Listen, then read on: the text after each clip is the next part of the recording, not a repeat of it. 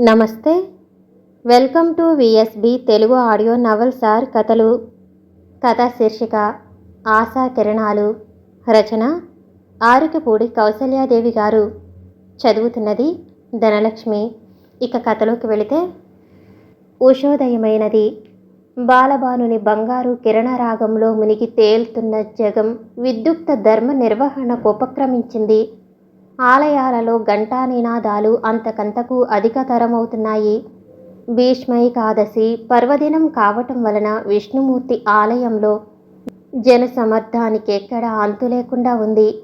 అతి ప్రయాసతో దైవదర్శనం కావించుకుని బయటపడిన రుక్మిణీదేవి గృహోన్ముఖి అయినది. దైవదర్శనం వలన చిత్తం ఉల్లాస ప్రపూర్ణమైనది. ఆమె గృహ ప్రాంగణంలో ప్రవేశించగానే పూలు కోస్తున్న ఆశలత త్వరితంగా మందారం చాటుకు తప్పుకుంది.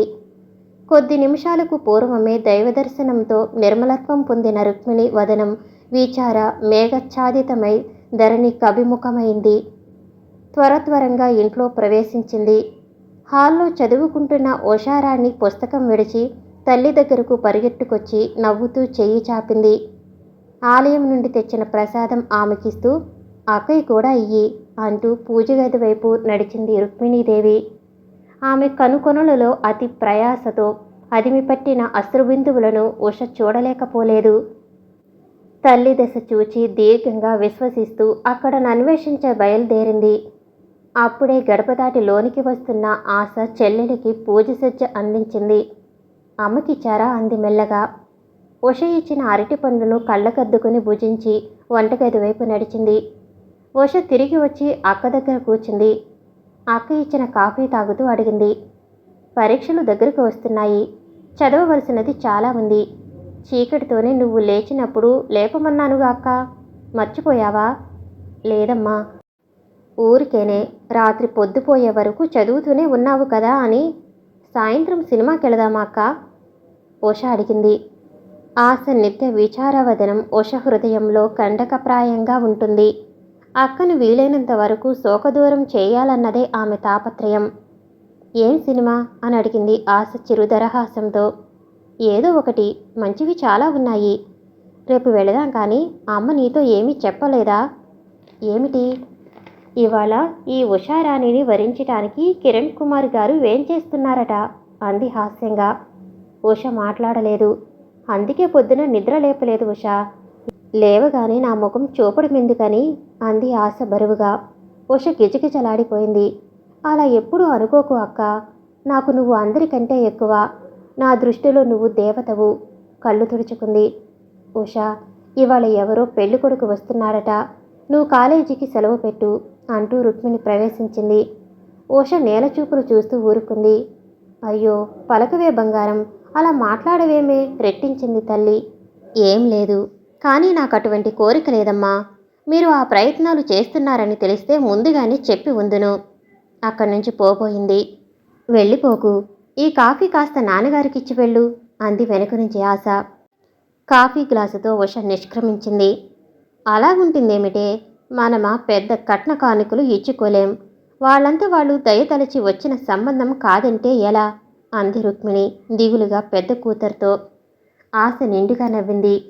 సిగ్గుపడుతున్నదేమో. అంత మాత్రానికే కంగారెందుకమ్మా? నేను నచ్చ చెప్తాలే. కాఫీ ఇచ్చి వెళ్ళిపోతున్న ఉషారాణిని తండ్రి వెనుకకు పిలిచాడు. చూడమ్మా, ఇవాళ కాలేజీకి సెలవు పెట్టి ఇంటిలో ఉండు. ఉష మౌనంగా బొటన వ్రేలుతో నేల రాస్తూ నిలుచుంది. తిరిగి శేషగిరిరావు చెప్పాడు. ఇవాళ మీ మామయ్య తన స్నేహితుడు ఆయనను వెంటబెట్టుకొస్తున్నాడట. చాలా మంచి భావాలు కలవాడట. కట్న కానుకల ఆశ లేదట. మామయ్య పనిచేస్తున్న కాలేజీలోనే లెక్చరర్ అట. ఇంతకు పెళ్లి చూపుల పెడద ఏమీ ఉండదు. అతడు అందుకోసం రావటం లేదు. ఇద్దరూ సరదాగా 4 ఊళ్ళు తిరిగి వెళ్తారట. ఊరికేనే ఇక్కడ 4 రోజులుండి వెళ్తామని వ్రాశాడు మామయ్య. అప్పటికీ మాట్లాడలేదు ఉష. మాట్లాడవేముషా అడిగాడు శేషగిరిరావు. అక్కను చూస్తుంటే నాకు ఆశ కలుగుదు నాన్న అంది సజల నేత్రాలను పైకెత్తి. అందరూ అలాంటి దురదృష్టవంతులే ఉంటారమ్మా. ఎవరి జీవితం వారిది. కళ్ళజోడు తీసి కళ్ళు తుడుచుకున్నాడు. ఇక అక్క బ్రతుకు అంతేనా నాన్న? నా గురించి ఆలోచిస్తున్నారు. ఈసారి అశ్రున్న వాహనం ఆపటం ఆమె తరం కాకపోయింది. శేషగిరిరావు ముఖంలో కఠినత్వం ప్రవేశించింది. శుభమా అని నీ పెళ్లి తలపెడుతుంటే ఆ దౌర్భాగ్యరాలి గోలెందుకు నీకు? అపశకునం. అయినా నా బాధ్యతలేవో నాకు తెలియవా? నీకంటే పెద్దదాని గురించిన చింత నీకెందుకు? వెళ్ళు లోపలికి, ఇంటి దగ్గరే ఉండు. వాళ్ళు మెయిల్లో వస్తారు. కనులు ఒత్తుకుంటూ ఆ చండశాసనం అమలు జరపటానికి లోపలికి వెళ్ళిపోయింది ఉషారాణి. ఉషా! అక్క తీయని పిలుపు విని జడవేసుకుంటున్న ఉష వెనుతిరిగింది. చామంతుల మాలతో వచ్చింది ఆశాలత. చెల్లెలి కురులలో ఆ విరులు ముడుస్తూ. అలాగున్నావేముషా అంది అనునయంగా. బరువుగా నిట్టొచ్చింది ఉషారాణి. నేనివాళ ఇలా ఉన్నాను, కానీ నువ్వు నిత్యం, అనుదినం, అనుక్షణం అలాగే ఉంటావుగా అక్కయ్య. ఆశ విచారవదనం మరింత విచారపూరితమైంది. నేనందుకే పుట్టాను ఉషా. నాతో నీకు పోలికేమిటి? నీ జీవితం అంతా ముందే ఉన్నది. లేదక్కా, నాకు నీకు తేడా ఏమిటి? ఎప్పుడో ఏదో జరిగితే అందుకు నీ తప్పేముంది? వృద్ధుల మూర్ఖవాదనలు విని నువ్వు కూడా మూర్ఖంగా ఆలోచించకు. ఉషా, అక్కయ్య ఒకరినొకరు కౌగులించుకు బావురుమన్నారు. అలా ఎంతసేపు ఉన్నారో మరి. తల్లి కేక విని ఈ లోకంలో పడ్డారు. మెయిల్ టైం అయిందే అమ్మాయి, హెచ్చరించింది రుక్మిణి. ఆ సిద్ధమేనమ్మా, జవాబిచ్చింది ఆశ. చెల్లెలి వైపు తిరుగుతూ, చూడు ఉషా, ఏదెలా జరగాలో అలా జరుగుతుంది. మనం విచారించి లాభం లేదు. నువ్వు అనవసర బెంగ పెట్టుకోకు. మోడువారిన నన్ను చూడలేక బాధపడుతున్న అమ్మా నాన్నలకు నువ్వు అన్నయ్యేగా. ఇక ఆశాకిరణాలు కళకళలాడుతున్న మీ జీవితాల్ని చూచుకోగల అదృష్టమైన వాళ్లకు కలుగనివ్వండి. ఉష మౌనంగా నిలబడింది. నాకు తెలుసు, మా ఉష నా మాట తీసేయదు. చెక్కిళ్ళు నిమిరి వెళ్ళిపోయింది ఆశ. అదే అనునయం, అదే ఆజ్ఞ. ఆ ఆజ్ఞను ఆ చెల్లెలు అంతవరకు ఎప్పుడూ మీరలేదు. మేలు దిగిన సుభాష్ను, కిరణ్ కుమారును సాదరంగా ఆహ్వానించి అతిథి మర్యాదలు చేశాడు శేషగిరిరావు. స్నేహితుడిని హాల్లో కూర్చోబెట్టి లోపలికొచ్చాడు సుభాష్. ఆ వచ్చిన వాడి గుణగణాలు మెల్లగా అక్కకు చెబుతున్నాడు. అక్కడే ఆశలత, ఉషారాణి కూడా ఉన్నారు. వంట పనిలో తల్లికి సాయపడుతూ. చూసావా అతడిని? అడిగాడు సుభాష్ రుక్మిణిని. బాగున్నాడు, ఉషకు తగినవాడే. ఎలాగో పుణ్యం కట్టుకో, అద్దించుతూ నవ్వింది రుక్మిణి. కానీ ఒక్కటే లోపం, సాలోచనగా అన్నాడు. ఏమిటి? ఆతృత కనిపించింది రుక్మిణి. అతడికి 2 ఏళ్ల కింద పెళ్ళయింది. వింటున్న ఆశ నిర్ఘాంతపోయింది. ఉష అవస్థ చెప్పనక్కర్లేదు. తలపై పిడుగులే వర్షించినట్లయింది. అయితే ఆ పిల్ల పోయిందా అని అడిగింది రుక్మిణి.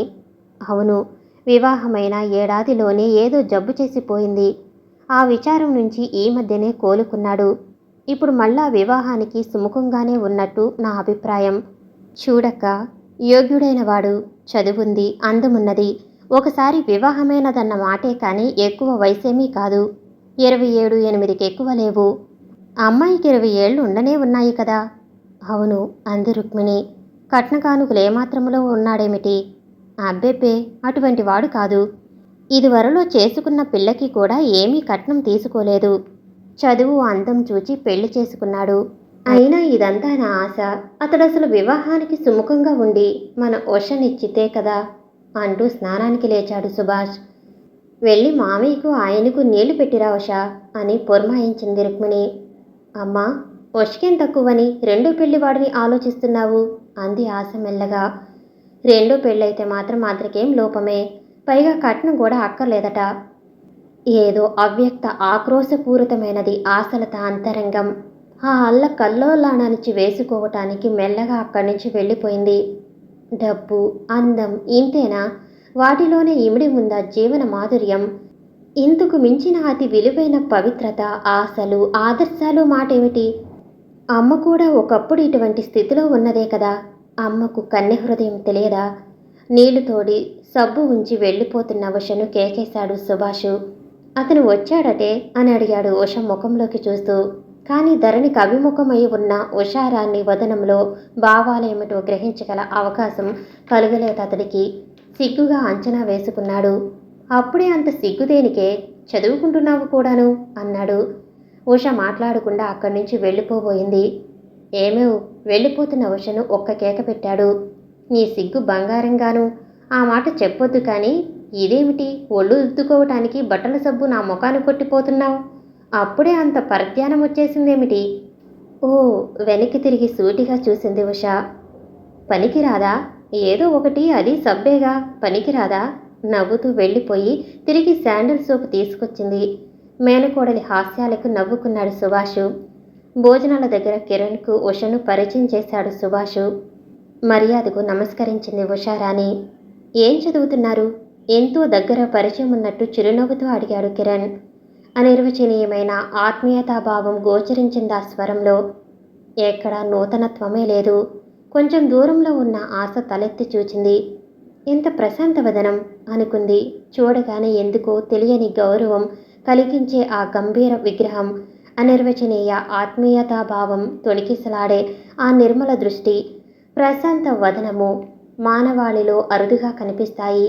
సౌమ్యత అంతా మూర్తిభవించిన కిరణ్ కుమార్కు మనసులోనే అంజలి గట్టించింది ఆశ. పర్వాలేదు, ఉష అదృష్టవంతురాలే. నేనే పొరబడ్డాను. ఏదో ఒక లోపం లేని జీవితం ఉంటుందా ఈ భూమి మీద అనుకుని. ఉషారాణి కిరణ్ ప్రశ్నకు సమాధానంగా బిఏ ఫైనల్ అన్నది. గ్రూప్ ఏమిటి? మరో ప్రశ్న. ఉష సమాధానం చెప్పింది. చెబుతూనే పనున్నట్లు అక్కడి నుంచి వెళ్ళిపోయింది. కొత్త వ్యక్తి ముందు సిగ్గుపడుతుందనుకున్నారు కిరణ్ కుమార్తో సహా అందరూ. మీరు? అడిగారు కిరణ్ ఆశ వైపు తిరిగి. ఆశ కళ్ళెత్తింది బరువుగా. ఆ విశాల నేత్రాలలోని గంభీరత, విషాదము కిరణ్ను కలవరపరిచింది. అప్పుడే వివరంగా చూచాడతను ఆశ కళావిహీన వదనాన్ని. సమాధానం సుభాష్ చెప్పాడు. చదువుకోలేదు. చిన్నప్పుడే భర్త పోయాడు. ఇప్పుడిప్పుడే ఉష బలవంతం మీద మెట్రిక్ కడుతుంది. క్షమించండి, తెలియక అడిగాను అన్నాడు జాలీగా చూస్తూ కిరణ్. మెల్లగా అక్కడి నుండి కదిలిపోయింది ఆశ. మధ్యాహ్నం అందరూ నిద్రకుపక్రమించారు. అక్కా చెల్లెళ్ళిద్దరూ మాత్రం కబుర్లలో పడ్డారు. ఉషా, అతడు చాలా ఉత్తముడనిపిస్తుంది. దైవం అనుకూలిస్తే నీ ఓటి అదృష్టవంతురాలుండదు. అక్క, కోపం అసహనం నాట్యం చేస్తున్నాయి ఉష గొంతులో. ఏం తప్పు అనలేదే. అతడిని పొందిన స్త్రీ ధన్యురాలు. తప్పో ఒప్పో నా జీవితం గురించి నాకు తెలుసులే.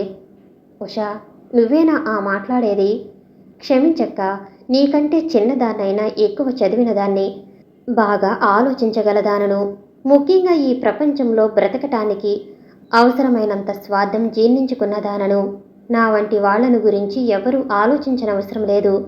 తమని తామే త్యాగం చేసుకునే నీ బోటి వాళ్లను గురించే అసలు విచారించవలసింది. ఎందుకలా నిన్ను నువ్వే కించపరుచుకుంటావు? గడ్డి పొదవంటి నా కోసం ఎందుకు బాధపడతావు? లేని ఔన్నత్యం అంటగట్టి ఇక నీ ధోరణి మార్చుకోవా? క్షమించక్క, నన్ను బలవంత పెట్టుకు. కళ్ళు తెరిచి తెరవకముందే నీ జీవితాన్ని చేతులారా నట్టేట గలిపి కర్మ అంటూ వదిలేయటం ఎంత మూర్ఖత్వమో. స్వచ్ఛమైన కన్యను రెండో పెళ్లివాడి కంటగట్టడం అంతా హాస్యాస్పదమే. అతడెంత ఉన్నతుడైనా కానీ.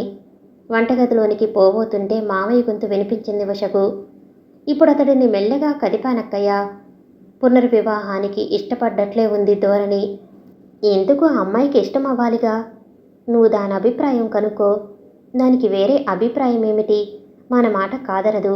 రుక్మిణి గొంతు జల్లుమంది. ఉషగుండే తన అభిప్రాయానికో విలువంటూ లేదా? సాయంకాలం వీధి వరండాలో కూర్చున్నారు శేషగిరిరావు, అతిథులు. బత్తాయి రసం గ్లాసులు ఇచ్చి వెళ్ళిపోతున్న ఉషను వెనక్కి పిలిచాడు సుభాష్. చాలా చప్పగా ఉందే. చప్పగా ఉంటేనేం, పుల్లనైతేనేం, ఏదో ఒకటి చాలదు అంటూ పంచదార తెచ్చి ఇచ్చింది ఉష. మళ్ళీ లోపలికి పోయి తాంబూలం పళ్ళెంతో తిరిగి వచ్చింది. ఇంత పరధ్యానమేం? సున్నం మర్చిపోయావు, త్వరగా తీసుకురా. సున్నం ప్రత్యేకంగా తేవాల ఏమిటి లేదు. ఆ గోడల నిండా సున్నమే, కాస్త అది రాసుకు వేసుకో అంటూ నవ్వుతూ పుస్తకం చేత్తో పట్టు కూర్చుంది. మామయ్యను బొత్తిగా ఆడించేస్తున్నావేమిటి? నవ్వాడు శేషగిరిరావు. దానికి ఎప్పుడు నన్నేదో ఒకటి అననిదే తోచదు. మంచి చలాకీ అయిన పిల్లలే. కిరణ్ చూస్తున్నావు కదూ అన్నాడు సుభాష్ నవ్వుతూ. కిరణ్ నవ్వలేదు. ఉషారాణిని నిశితంగా చూశాడు. తల పంకించుతూ దృష్టి మరోవైపుకు తిప్పాడు. అంతా లోపల నుండి వింటున్న ఆశ సున్నంబరిన తెచ్చి మామయ్యకిస్తూ, ఆ పెంకితనమేమిటి ఉష అంది మందలింపుగా చెల్లెల్ని. ఉష మాట్లాడలేదు. తర్వాత చాటున మెల్లగా చెల్లెల్ని కోపపడింది ఆశ. మన మామయ్యతో మనం హాస్యాలాడుకుంటే ఆడుకోవచ్చు కానీ పరాయి వ్యక్తి ముందు, అందులోనూ అతడిపై ఒక ఆశతో ఉన్నప్పుడు అదే వెకిలి ధోరణి. నీ ప్రవర్తన నాకు అర్థం కావటం లేదు. టకీమని సమాధానమిచ్చింది ఉష. అర్థం అవ్వవలసిన వాళ్ళకైతే చాలులే, నీకేమీ అవ్వనక్కర్లేదు. నిర్ఘాంతపోయింది ఆశాలత. చాలా మారిపోయావే ఈ ఒక్క రోజులోనే. నీకేమొచ్చిందో నాకు తెలియటం లేదు. మర్నాడు ప్రాతంకాలం సుభాష్, కిరణ్ లేచి వచ్చేసరికి ఆశాలత, ఉషారాణి ఆవరణలో మొక్కల మధ్య కనిపించారు. వారిని చూడగానే ఆశ పూలసజ్జ వదిలేసి కంగారుగా అలా అలా తప్పుకుపోయింది పెరటి వైపుగా. రాత్రి కురిసిన పిడుగుల వాన ఫలితంగా అవలంబనను వీడి నేలపై పడిపోయిన సుమలతలను ప్రయాసపడి తిరిగి చెట్లపైకెక్కించి ఆశ్రయం కల్పిస్తున్న ఉషారాన్ని చేస్తున్న పని వదిలి అక్క అలా పారిపోవటానికి కారణమేమిటా అని వెనుతిరిగి చూసింది. వెళ్ళిపోతున్న ఆశ వైపే చూస్తున్న కిరణ్, ఆమె అలా పారిపోతారేం మనల్ని చూసి అన్నాడు సుభాష్తో. ఏమీ లేదు, వీడో కదూ అన్నాడు అతి సామాన్యంగా సుభాష్. మౌనంగా తనలో తానే బాధపడ్డాడు కిరణ్. పూల సజ్జతో లోపలికి వస్తున్న ఉషను చూచి, లేవగానే నువ్వే కనిపించావే, ఏం జరుగుతుందో చూడాలి అన్నాడు సుభాష్ నవ్వుతూ. చెల్లుమన్నట్టు జవాబు చెప్పింది ఉష.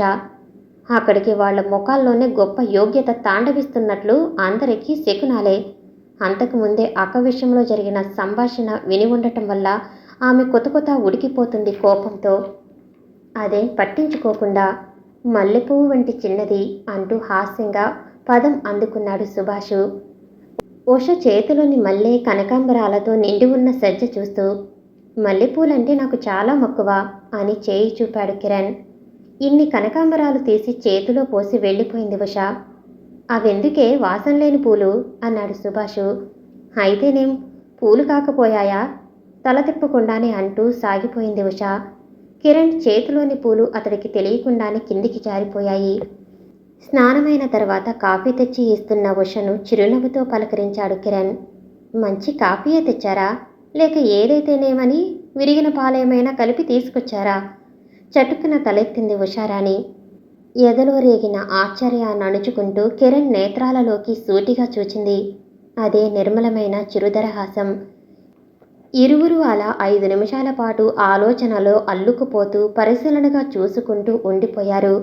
అవి చూపులు కాదు, 2 సంస్కార హృదయాల అంతర్గత భావావలోకనం, 2 విశాల హృదయాల జిజ్ఞాసపూరితమైన మోగ సంభాషణ. అక్కడ సామాన్య మానవ పరిభాష యొక్క ప్రజ్ఞ అత్యల్పం, అవసరం కూడా. ఆ రోజు భోజనాల దగ్గర వంట ఎవరు చేశారివాళ అని అడిగాడు కిరణ్ ఉషను. ఏం అంది ఉష సందేహంగా. మరేం లేదు, మీరైతే ఉప్పు అనవసరం అనుకుని ఉండి కొత్త పాఠాలు రుచి చూపిస్తారేమోనని భావయుక్తంగా నవ్వాడు కిరణ్. ఉష అర్ధయుక్తంగా తల పంకించింది. శేషగిరిరావు మాత్రం అదేదో హాస్యం అనుకుని గది దద్దరిల్లేలా నవ్వాడు. ఆ అమ్మాయి వంటలో ఫస్ట్ అండి, ఎందరికైనా ఇట్టే చిటికెలో వాచి వడ్డించేయగలదు. ఏదో అతడి తాపత్రయం అతడిది మరి. భోజనాలైన తర్వాత శేషగిరిరావు ఆఫీసుకి వెళ్ళిపోయాడు. సుభాషు, కిరణ్ కుమారులు గదిలో కూర్చున్నారు. మనం వచ్చి 2 రోజులైంది, ప్రయాణం మాట ఎత్తవేమిటి? మీ వాళ్ళ ఏమైనా జాగీరుదార్లా మనల్ని వెళ్ళమనకుండా పోషించటానికి అన్నాడు కిరణ్ కుమారు నవ్వుతూ. ఇంకా వారం రోజులున్నదిగా సెలవు అన్నాడు సుభాష్ తాఫీగా. అందుచేత ఆ పాపం వాళ్ళ నెత్తిన రుద్దాలా?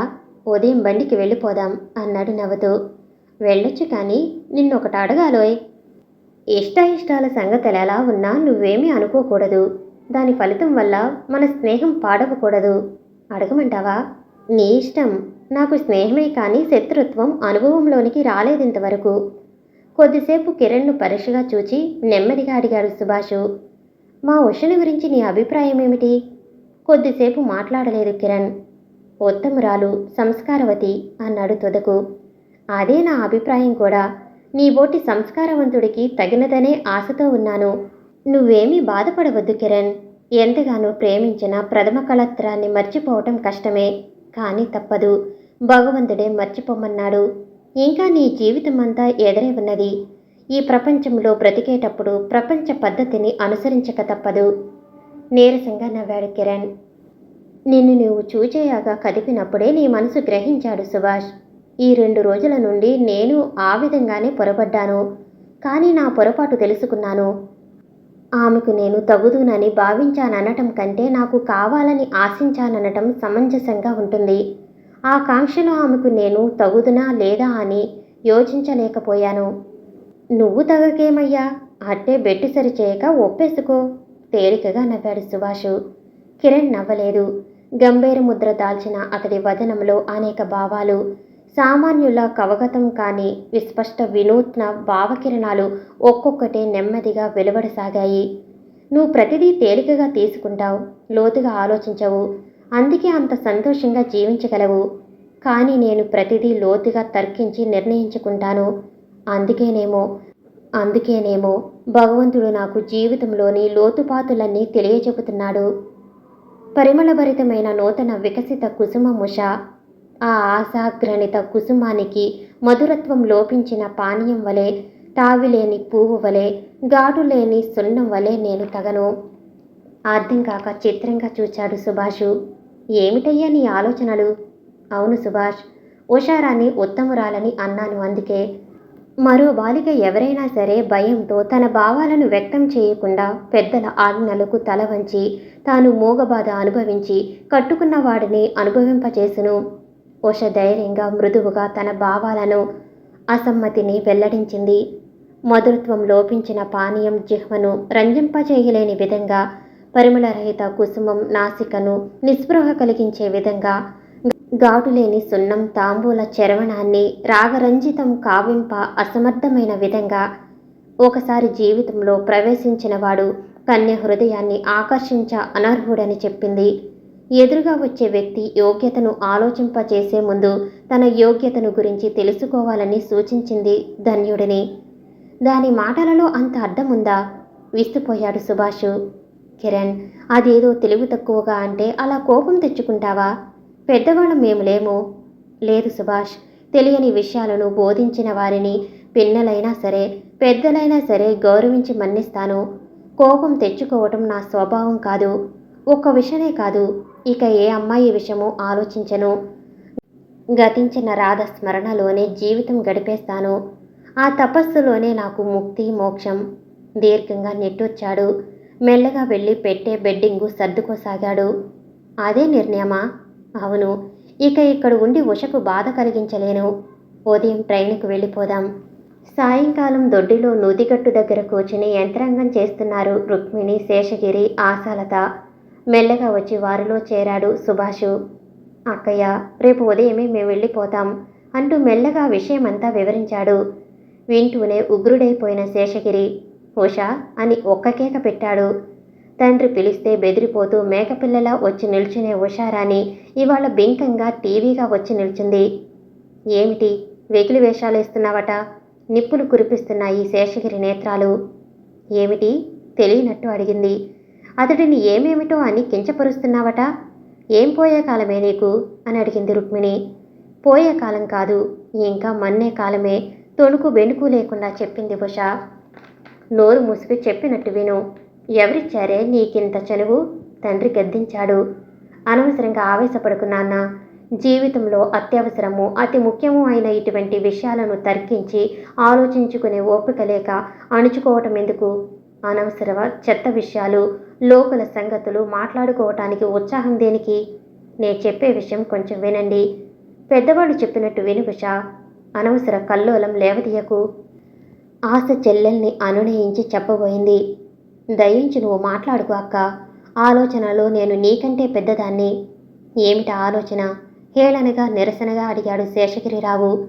రెండో పెళ్లివాడిని చేసుకునే కర్మ నాకు పట్టలేదు. అతడెంత యోగ్యుడైనా సరే. ఓసిని అసాధ్యం గోలా. రెండో పెళ్లితే ఏం లోటే? మన్మధుడిలా ఉన్నాడు. వయసు కూడా ఎక్కువ కాదు. ఓహో, అయితే అపర గంధర్వ కన్యలా ఉంటుందే అక్కయ్య. 25 ఏళ్లైనా లేవు. దాన్నలా ఇంట్లో మగ్గు పెడుతున్నావేం? దాని పెళ్లి విషయాలు ఎందుకు ఆలోచించవు? కాంట్రించి తుప్పుకున ఉమ్మేశాడు శేషగిరి. ఛీ, అప్రాచ్యురాలా. ఆడదానికి రెండో పెళ్ళటే? నువ్వసలు అయినింటి ఆడదానివేనా? ఏమో, ఏ ఇంటి దాన్నో నాకంటే బాగా మీకే తెలియాలి. దానికేం గాని మగవాడికి రెండో పెళ్లికి లేని అభ్యంతరం ఆడదానికేమిటి? దీనికి పిచ్చి గాని ఎక్కలేదు కదా? తల్లి తండ్రి ఒక్కసారి అరిచారు. ఇంకా ఎక్కలేదు కానీ అక్కయ్య నిరర్ధక జీవితాన్ని ఇలాగే మరికొంతకాలం చూచానంటే తప్పకుండా పిచ్చి ఎక్కుతుంది. ఒక సామాన్య విషయం గురించి నువ్వు తర్కిస్తే ఏం ప్రయోజనమేవషా? స్త్రీ పునర్వివాహం గౌరవ కుటుంబాలలో నిషిద్ధం, అప్రతిష్ట కూడాను అన్నాడు సుభాషు. ఆశాలత ముఖం 2 చేతులతోనూ కప్పుకుని నిశ్శబ్దంగా రోదిస్తూ అక్కడి నుండి వెళ్ళిపోయింది. రుక్మిణి మౌనంగా కళ్ళు తుడుచుకుంది. ఏడుస్తూ పోతున్న పెద్ద కుమార్తెను చూసి ఉషారాణి నేత్రాలు కూడా సజలమయ్యాయి.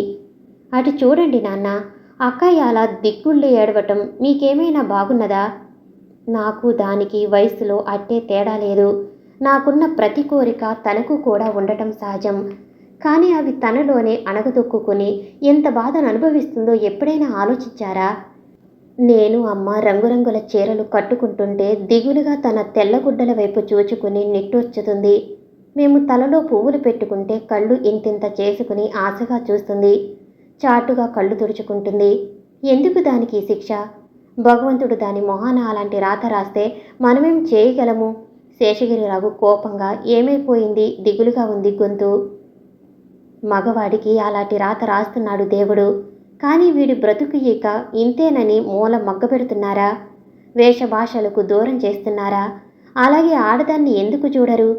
ఇంట్లో తల్లి తండ్రి సంకోచించకుండా ఆంక్షలు విధిస్తే ఇక పై వాళ్ళ సంగతి చెప్పాలా? ఇది పుట్టిన నాటి నుండి పెట్టుకునే బొట్టు పువ్వులు మగుడు తీసుకొచ్చినవి కాదు. అయినా అతడు చనిపోగానే అవి ఎందుకు తీసేయాలి? అలా బోడిబొమ్మల ఎందుకు నిలుచోవాలి?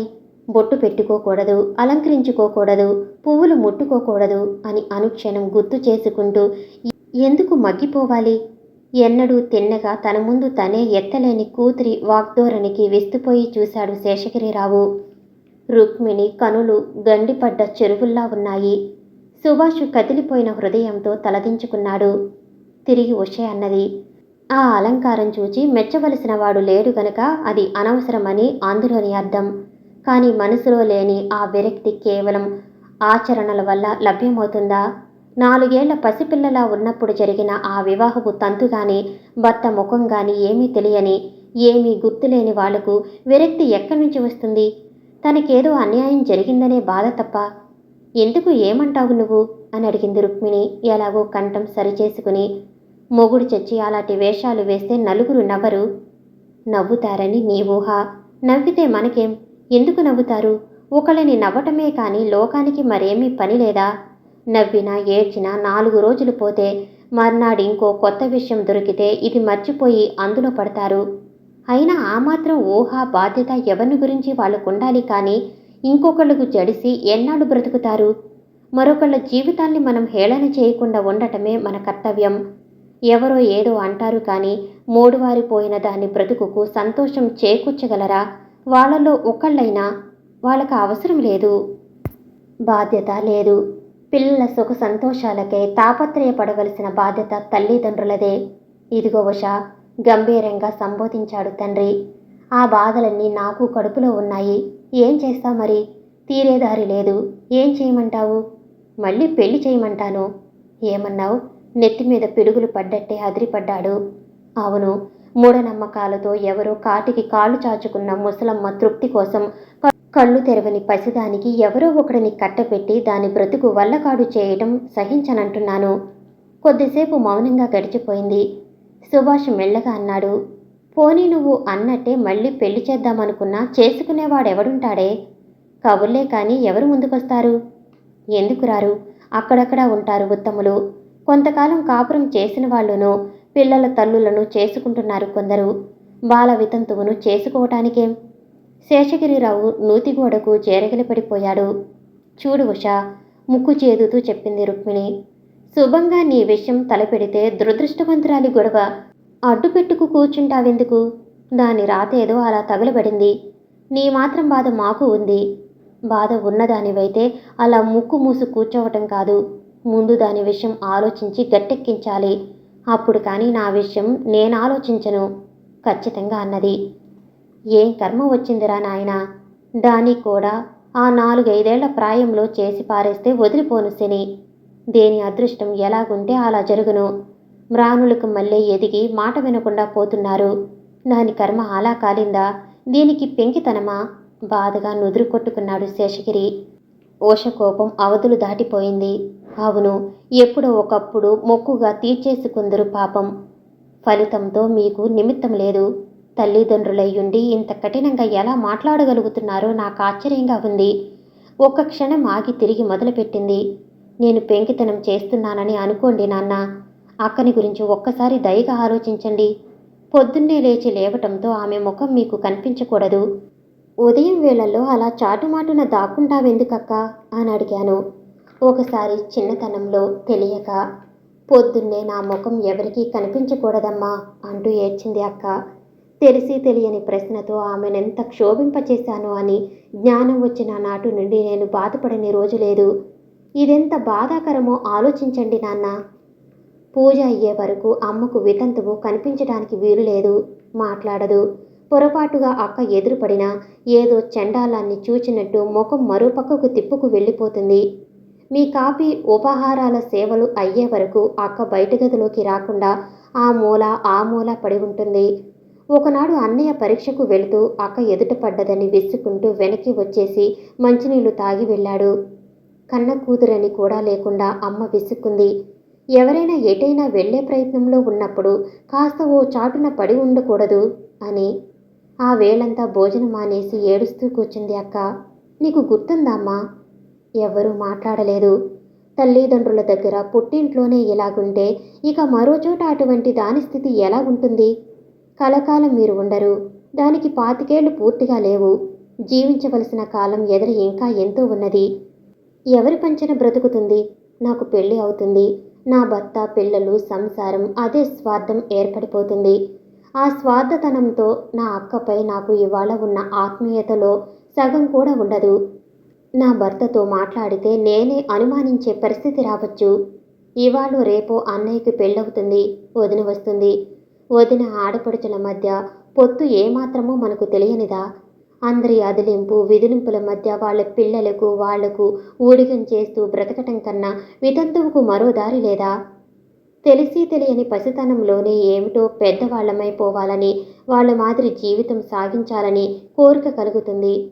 ఆ రోజులలో బామ్మలతో ఆడుకునే ఆ ఆటలలోనే అజ్ఞాతంగా వాళ్లలో ఉండే కోరికలు ప్రతిఫలిస్తాయి. చిన్నతనంలో పెద్దగా ఎదగాలని, యవ్వనంలో జీవితానికి సంపూర్ణత్వం చేకూర్చాలని, ఆ పరిపూర్ణత జీవితంలో సంతాన సఫలత పొందాలని, అటు పిమ్మట ఆ తన జీవిత ఫలాలు ఎదిగి శాఖోపశాఖాలుగా విస్తరించాలని స్త్రీ కోరుకుంటుంది. ఆ పరీక్షలోనే జీవితం తరిస్తుంది. కానీ అన్ని ఆశలకు కోరికలకు దూరమైన అక్క బ్రతుకులు ఒకరికి ఊడిగం చేసే జన్మలు ఎందుకు నాన్నా? ఏ ఆశ లేని జీవితం ఎవరి కోసం? కన్నీళ్లు బొటబొటా జారిపోతుంటే ఇక మాట్లాడలేక అక్కడి నుంచి వెళ్ళిపోయింది. గాలివాన వచ్చి వెలిసిన అనంతరం ప్రకృతి స్వరూపంలా గృహ వాతావరణంలో గంభీర నిశ్శబ్దత అలముకుంది. అతిథులు మినహా ఇంటిలో ఎవరూ భోజనాలు చేయలేదు. ఒకరితో ఒకరు మాట్లాడుకోలేదు. అర్ధరాత్రి వరకు ఏదో నవల చదువుతూ గడిపేశాడు కిరణ్. నవల మూసి బల్లపై ఉంచుతూ పక్కకు చూచాడు. సుభాషు గాఢ నిద్రలో ఉన్నాడు. టైము 12:30. నవ్వుకున్నాడు. ఎంత అదృష్టవంతుడు! నాకింకా నిద్ర పట్టడం లేదు. లేచి కిటికీ దగ్గరకు వెళ్ళాడు. హేమంతం గడిచి శిశిరం ప్రవేశించింది. నది తీరస్థం కావటం వల్ల చలి హెచ్చుగానే ఉంది. వెన్నెలలో నిశ్చింతగా నిర్మలంగా శయనించింది లోకం. అప్పుడే వీడుస్తున్న పూల సౌరభం గుబాళించుతుంది. శర్వారీ కాంతిలో వృక్షాలు వర్ణనాతీత సౌందర్యం సంతరించుకున్నాయి. ఆ నిర్మల సౌందర్యాన్ని మైమరిచి తిలకించుతున్న కిరణ్ కంటికి ఒక్కసారిగా కంటకం గుచ్చుకుంటున్నట్టు ఏదో దృశ్యం కనిపించింది. ఎవరు? అశోక వృక్షం కింద సీతాదేవిలా పున్నాగ వృక్షం కింద ఆ చలిలో శోకించుతున్న ఆ ఆకారం ఎవరిది? బహుశా ఆశలతేమో. నిద్రపట్టక బయటకు వచ్చి కూర్చున్నదేమో.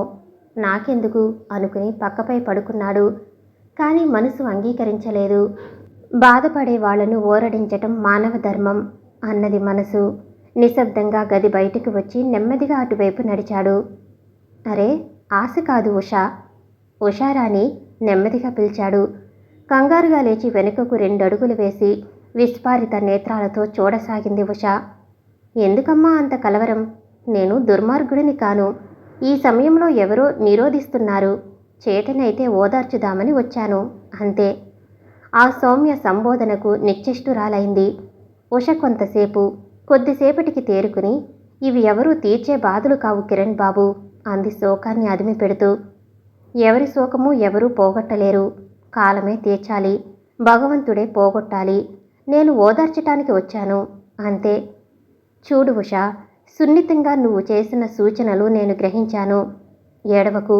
ఏ కారణం వల్లనైనా నువ్వు అంగీకరించిన నిన్ను నేను వివాహమాడనని మాట ఇస్తున్నాను. అతడిలోని పరివర్తనను ఆశ్చర్యపోతూ మాట్లాడలేకపోయింది ఉషా. కానీ ఉషా, ఏమీ అనుకోనంటే ఒక్క విషయం అడగాలనుంది. నాకంటే చిన్నదానివైనా నీకు అనేకం తెలుసునని నేను కనిపెట్టాను. తెలియని విషయాలు చిన్నవారి నుంచినైనా అడిగి తెలుసుకోవటంలో నామర్దా లేదు. అంత గొప్పదానును కాను. అయినా ఏమిటది? ఆశ్చర్యంగా అడిగింది ఉషారాణి. ఏం లేదు. ఒక భార్య పోతుంది. ఆమెను మరిచిపోలేకపోవటం సహజం. కానీ మానవ దేహ పరిత్యక్త అయిన ఆమె నేనెంత తనను గూర్చి తపస్సు చేసినా ఈ మానవ లోకములో నివసిస్తున్న నాకు ఏ విధంగానూ ఉపయుక్తం కాదు. ఈ ప్రపంచంలో బ్రతికేటప్పుడు దాని పద్ధతులు కలవడిపోవాలి. నేనింకా చాలా కాలం జీవించవలసి ఉందని భావిస్తున్నాను. అంత ఆయువు లేకపోతే అదృష్టవంతుడనే. కానీ ఉంటే నా గతేమిటి? అనేక విధాలుగా నా ఆలనా పాలనలు చూడవలసిన వ్యక్తి ఒక ఆమె అవసరం కదా. నాకు తల్లి లేదు, తోబుట్టువు లేరు. మరి బాలికలంతా మీ మాదిరే భయపడతారు. ఒకసారి ఒక స్త్రీని మట్టిలో కలిపిన నన్ను చూచి నా కర్తవ్యం ఏమిటంటారు? దీర్ఘంగా నిట్టూర్చింది ఉషా. మీరే నేననుకుని ఈ సమస్య మీదిగా భావించండి ఉషా. అప్పుడేం చేస్తారు? నేనే మీరైతే ఈ సమస్య రాదు కిరణ్ బాబు స్థిరంగా గంభీరంగా అంది. అంటే? విరసంగా మూలిగింది ఉషా. కొన్ని విషయాలు తెలుసుకోకపోవటమే మంచిది. అబద్ధం కూడదు. నిజం కఠినంగా ఉంటుంది. చెప్తానన్నారని అడిగాను. సరే అయితే నేను చెప్పేదానికి మీరు తట్టుకోగలగాలి. ఆ భయం అనవసరం. అంతగా ప్రేమించి ఆరాధించిన అపురూప వ్యక్తి 6వ ప్రాణము లేకపోయిన నాడు ఇక నేను ఉండను. ఇహ లోకం కోసం ప్రాకులాడను. హా? అవును. ఆత్మహత్య అంటే మహాపాతకం అనే అభిప్రాయం నాకు లేదు. ఇష్టమున్న పని చేస్తాం, లేనిది లేదు. అలాగే ఇదిని జీవించటం ఇష్టం లేనప్పుడు సంతోషంగా మానివేయగలను. ఉషా, అదిరిపడ్డాడు కిరణ్. నీ మనసెంత మంచిదో హృదయమంత కఠినమైనది. నీరసంగా నవ్వింది. నిజమెప్పుడు నిష్ఠూరంగానే శబ్దిస్తుంది. అందుకే చెప్పాను కొన్ని విషయాలు తెలుసుకోకుంటేనే బావుంటుందని. కానీ ఇప్పుడు నేను చెప్పినది కేవలం నా వ్యక్తిగత విషయంలోనని మీరు గుర్తించాలి. అదే సర్వప్రాణికం కావాలని దురభిప్రాయం మాత్రం నాకు లేదు. అందరికీ అంత విరక్తి, నిగ్రహం, కొన్ని పతనాలు, ఘోరాలు జరగకుండా ఉండాలంటే పునర్వివాహమే శరణ్యం. ఉషా, నిన్నర్థం చేసుకోలేకపోతున్నాను. కొంచెం ఆలోచించండి. అదే అర్థమవుతుంది. ఈ ఇంటి అల్లుడిగా అవ్వాలనేగా అనుకున్నారు. అలాగే అయితే బావుంటుందని నా ఆశ. ఉషా, ఏమిటి దీనర్థం? నన్ను పరీక్షిస్తున్నావా? నిన్నే కాదు, ఏ బాలిక గురించి ఆలోచించనని హామీ ఇస్తున్నాను. ఏ బాలికైనా నీలాగే బాధపడుతుంది. ఇక నేను పునర్వివాహ విషయమే ఆలోచించను. మంచివాళ్ళు ఈ ప్రపంచంలో త్వరలో చచ్చిపోతారట. నా రాధ ఎంత ఉత్తమరాలనుకున్నావు? అందుకే దేవతలు అంత తొందరగా తీసుకుపోయారు. ఆమె మంచితనాన్ని మాటలలో వర్ణించలేం. రాధను విస్మరించటం అసాధ్యం. తాత్కాలికంగా నేనామెను మరువ ప్రయత్నించినా నువ్వు జ్ఞానం బోధించావు. అందుకే ఏడుస్తున్నాను కిరణ్. నిర్ఘాంతపోయాడు కిరణ్. మీరసలు తెలివిగా ఉన్నారా, లేక నిద్రలో నడిచి వెళ్ళిపోయి మాట్లాడేసి అలవాటుందా? ఎందుకలా చూస్తారు? నేను తెలివిగానే మాట్లాడుతున్నాను. పిచ్చెక్కలేదు. మరి నాకు బోధపడలేదు. బోధపడేందుకేముంది? ముందు వ్యక్తి స్మృతిని మీరు మనసు నుండి దూరం చేసుకోలేకపోవటం సహజమే. అది నవవధువు సహించలేదు, కానీ మీ వంటి వ్యక్తే సహించగలరు. ఆమె మనస్సో జీవితమో మరొక వ్యక్తికి సంబంధించి ఉన్న స్త్రీ మీ లోపానికి తన లోపం అడ్డువేసి సరిపెట్టుకుంటుంది. ఉషా, దిగ్భ్రాంతితో అరిచాడు కిరణ్. అవును, ఆవేదన పడకండి. మీరు భార్య నెరుగుదురు. మా అక్క ఆశ అదీ లేదు. దానికి 4 ఏళ్ల వయసులో వివాహమైంది. భర్త ముఖమే ఎరుగని యువతిని భార్యగా గ్రహించలేరు. ఉషా, తర్కవాదమైతే బాగానే ఉంటుంది, కానీ మనసు మాట, మన సంస్కృతి మాట. నేను మగవాడిని. ఒకసారి వివాహమైన స్త్రీని నేనెలా గ్రహించగలను? తెలుసు మీరు అలాగంటారని. అయినా సంభాషణ ధోరణి పెరిగిపోయి ఇంతవరకు వచ్చాం, కానీ లేకుంటే నేడు మీకు సలహా ఇవ్వను. మీ ఇష్టం మీద కానీ సలహాలిచ్చి శాసించే అధికారం లేదు నాకు మీపై. కిరణ్ మాట్లాడలేదు. బ్రహ్మచారి యువకులు కూడా అటువంటి బాల వితంతువులను విశాల హృదయంతో చేసుకోవటం అక్కడక్కడా ఉందనుకోండి. అయినా బాగా అరుదే. కానీ ఒక్క విషయం చెప్పదలుచుకున్నాను.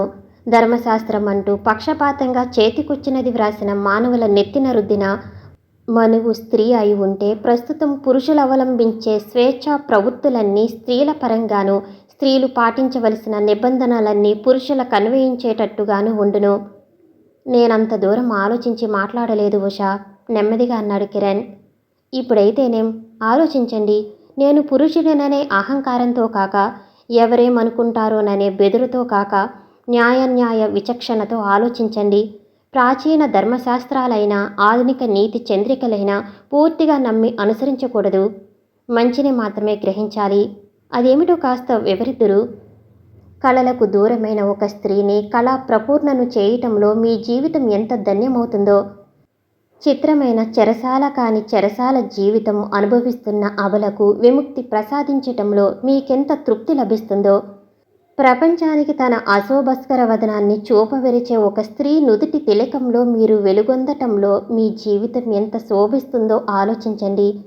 సహగమనం మాన్పించిన పుణ్యాత్ముడని చరిత్రలో లిఖించి అందరూ పొగిడే ఆ వ్యక్తి ఎందుకలా అనాలోచితంగా చేశాడా అని వాపోతుంటారు. నేను ఎంత కురీపి అయినా స్త్రీ సహజంగా అలంకారప్రియ, అలంకారానికి దూరమైన స్త్రీ హృదయావేదనకు అతడు పురుషుడు కనుక అర్థం చేసుకోలేకపోయాడు.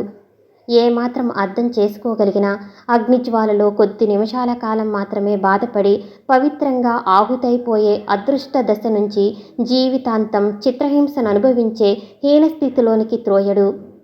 ఉషా ఆవేశంగా అరిచాడే కానీ ఆ సమయంలో కిరణ్ కంటికి కనిపించినది ఒక్క ఉష రూపమే కాదు, కోట్లాది భారత వనితల ఏకాత్మ. ఆ వినిపించేది ఒక్క ఉష కంఠం కాదు, అల్లాడిపోతున్న అనేక మంది స్త్రీల సహైక ఘోష. ఏమంత కంగారు పడుతున్నారు? మరి నలుగురు ఉన్న ప్రపంచంలో నలుగురి మాటలు, అభిప్రాయాలతో పని ఉంటుంది కదా ఉషా. చిన్నగా నవ్వింది ఉష నిర్లక్ష్యంగా. ఇప్పుడిక్కడ ఈ సమయంలో ఇలా మాట్లాడుకోవటం గురించి నలుగురి అభిప్రాయం మనకు తెలిసిన యథార్థానికి భిన్నంగా ఉంటుంది. అయినా మనకు లెక్కలేదు. మన నైర్మల్యం, మన అతంకరణ మనకు అలుసు గనక. అలాగే ఏదేనే కట్నం కోరకపోవటం మీరు ఆదర్శంగా భావించారు.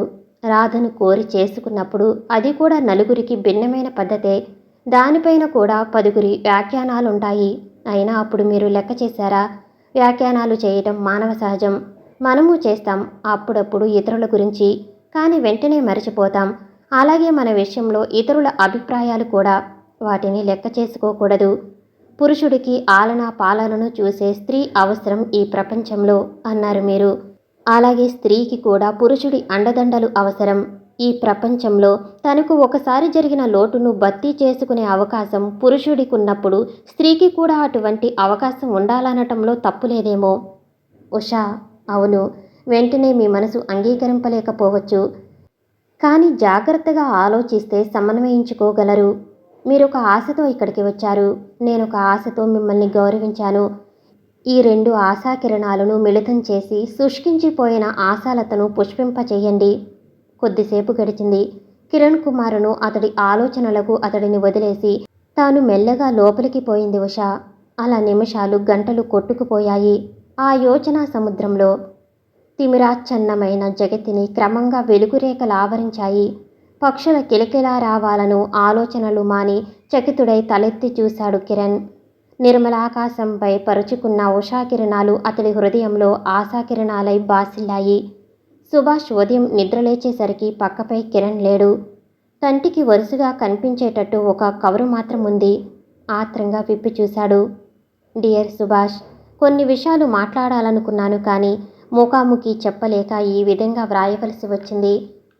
మీది కొంచెం సనాతన కుటుంబం. అందువల్ల నేను వెల్లడించబోయే అభిప్రాయాలు మీకు బాధగా కోపంగా ఉంటే మాత్రం మనస్ఫూర్తిగా క్షమించి మర్చిపోండి. నవవధువును చేపట్టే అర్హత నాకు లేదు, కానీ మ్రోడుని చిగురింపచేయగల శక్తి ఉంది. మోడువారిన వృక్షాన్ని చూచి, బీడుగా మారిన నేలను చూచి సంతోషించే వారి కంటే ఆ మ్రోడు చిగురించి ఫలపుష్ప భరితమైనప్పుడు, ఆ బీడు సస్యశ్యామలంగా మారి కనుల పండువ చేసినప్పుడు ఆనందించేవారే ఎక్కువనుకుంటాను. అందులో తప్పు లేదు. పైగా అంతా మంచి ఇమిడి ఉన్నది. తన వారందరినీ యుద్ధంలో మట్టుపెట్టించి కృష్ణుని వధించిన రుక్మిణి కళ్యాణాన్ని కళ్ళకద్దుకునే వ్యక్తులు దమయంతి స్వయంవరము, సీతా కళ్యాణము విని పులకరించిపోయే వృద్ధులే నేటి స్వయంవరాలను హేళన చేస్తారు. భారతంలో సత్యవతి కుంతిలను హర్షించి మరీ మరీ పారాయణ చేసే వ్యక్తులే నేటి నియమబద్ధమైన పునర్వివాహాలను విమర్శిస్తారు. చాతుర్వణములలో వివాహమాడిన వారి చరిత్రలను పురాణాలను గానం చేసేవారే వర్ణాంతర వివాహాలను ద్వేషిస్తున్నారు. అందువల్ల నేను నిశ్చయించుకున్నదేమంటే ఆశాలతకు నేను అన్ని విధాలా తగిన వరుడనని. ఇందుకు మీ బావగారిని ఒప్పించే పూచీ నీది. అసాధ్యమైతే మనం చేయగలిగిందేదీ లేదు. ఈ విధంగా మన బంధుత్వం కలిసినా కలియకపోయినా సహృదయులైన మీ కుటుంబం వారి స్నేహం 2 రోజులే అయినా మర్చిపోను. చిరంజీవి సౌభాగ్యవతి ఉషారానికి యోగ్యుడైన వరుడిని వెతికి తెచ్చే బాధ్యత నాదని, అంతవరకు ఆమెను ఎవరికో ఒకరికి చేసేయాలనే తలంపు మానుకోవలసినదని నా అభ్యర్థనగా మీ బావగారితో చెప్పగలవు. వారికి నమస్కారములు. కిరణ్. మాఘమాసాంతములో ఆశాలత కిరణ్ల వివాహం తిరుచానూరులో జరిగింది. గ్రీష్మమే కాని వసంతమెరుగని ఆశ జీవితంలో నవవసంతం ప్రవేశించింది. శూన్యమైన తిమిరబంధురమైన కిరణ్ కుమార్ మదిలో ఆశాభావాలు చిగురించి వినూత్నోత్సాహం పొంగిపొరలింది. ఉష నేత్రాలలో 1000 జ్యోత్స్నల వెలుగులు నిండాయి. తల్లిదండ్రుల మానసాలు శోకదూరమై వేదనారహితమై నిర్మలానందంతో నిండాయి.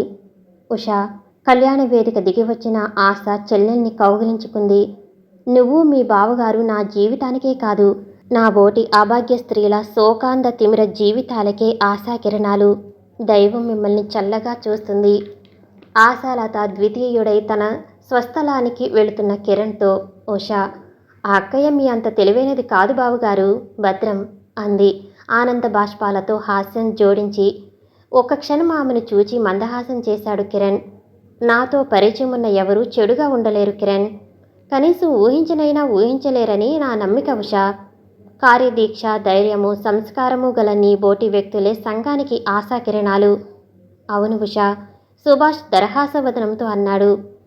ఉషా హృదయ కిరణజన్యమై ఆశాకిరణల సంయోగంగా రూపొందిన ఈ ఆశాకిరణం సంఘానికే ఆశాకిరణమై బాసిల్లగలదు.